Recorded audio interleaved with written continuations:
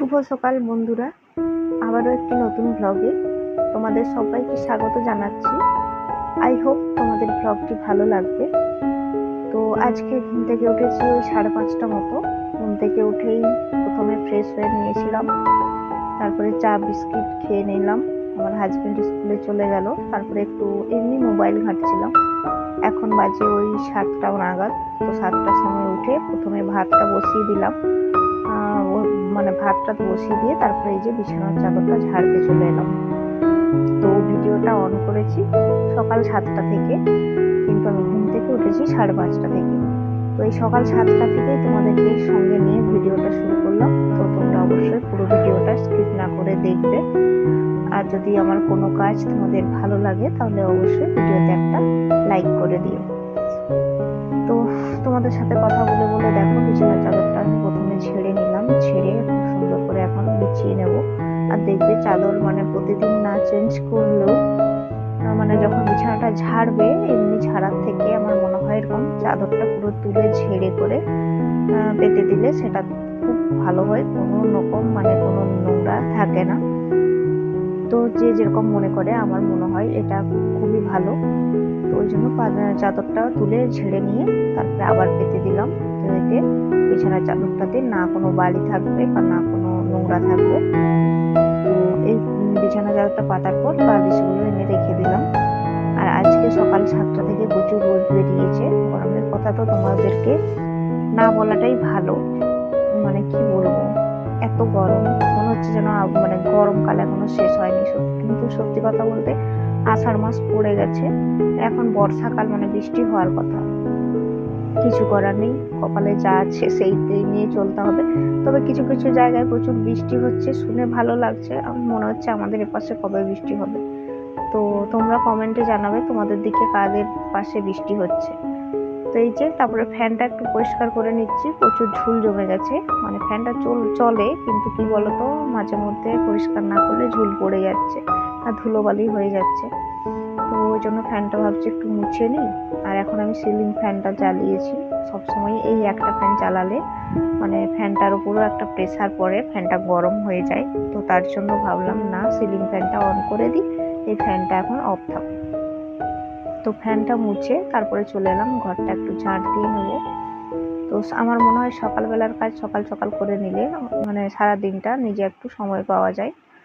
আর আমার শরীরটা তো বললাম খুব একটা ভালো নেই।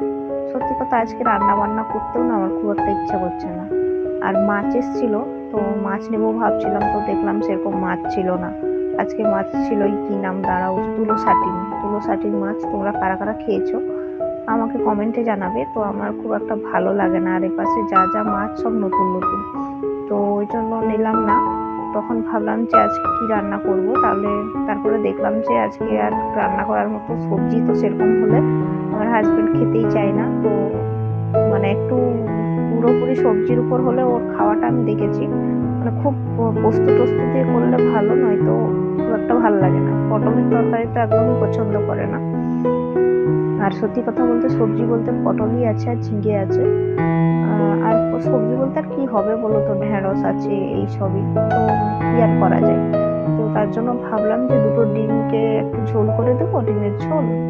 আর আজকে আর আলাদা করে ডাল করবো না, তারপরে একটু পটল ভেজে দেবো, ব্যাস। আর খাওয়ার আগে 2-4টা পাঁপড় ভেজে নেবো, এগুলোই আজকে দিয়ে হয়ে যাবে। তো ডিমটা খাওয়াটা সত্যি গরমে খুব কষ্টকর, কিন্তু কিছু করার নেই, খেতে হবে। আজকে যেহেতু মাছটা ঠিক পেলাম না, আর ওর যেহেতু মর্নিং স্কুল, ও যদি বাজার করে আনে তাহলে সেই 12টা বেজে যাবে। তো এত দেরি করে রান্না করাটাও সম্ভব নয়, প্রচন্ড গরম। তো তারপরে এই যে ঝাঁট দিয়ে চলে এলাম রান্নার জন্য। তো ডিম আর আলুটা সেদ্ধ করে রেখেছিলাম, আলুটা ভাতে সেদ্ধ করে নিয়েছিলাম আর ডিমগুলো এমনি আলাদা করে সেদ্ধ করেছিলাম। তো ডিম আলুটা খুব সুন্দর করে এখন লাল করে ভেজে নেব। আর আজকে আমার জানি না রান্না করতে খুব একটা ভালো লাগছে না। প্রত্যেকদিন একটা এনার্জি থাকে যে আজকে একটু ভালো রান্না করব, ভালো খাওয়া দাওয়া করবো, কিন্তু আজকে আমার শরীরটা ভালো লাগছে না। অনেকদিন ধরেই ভালো লাগছে না, তাও অন্যদিন আমার এনার্জি থাকে, আজকে তো একদমই এনার্জি লাগছে না। আর কার কার ডিম আলুর ঝোল ভালো লাগে, আমার কিন্তু খুব একটা ভালো লাগে না, ডিম সেদ্ধটাই ভালো লাগে। কিন্তু আজকে যেহেতু কোনো কিছু সেরকম জোগাড় যন্ত্র হলো না, তার জন্য ভাবলাম যাই হোক ডিম আলুর তরকারিটাই করে দিই। তো ডিম আলুর ঝোল করে দেবো ব্যাস, আর পটল ভেজে নেবো। আর খাওয়ার সময় যদি পারি একটু পাঁপড় ছেঁকে নেবো, এটা দিয়েই হয়ে যাবে। তো তারপরে একটু পেঁয়াজ কুচি করে ওই তেলের মধ্যে দিয়ে দিলাম, আর একটু টমেটো কেটে নিয়ে নিলাম। আর দেখবে যে কোনো তরকারিতে একটু টমেটো দিলে সেই তরকারিটা একটু ভালো খেতে লাগে।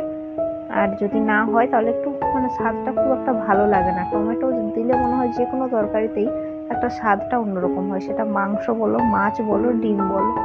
তো আমার মনে হয় টমেটো দিয়ে করলে ভালো লাগে, তো ওই জন্য একটা টমেটো পুরোটাই দিয়ে দিলাম।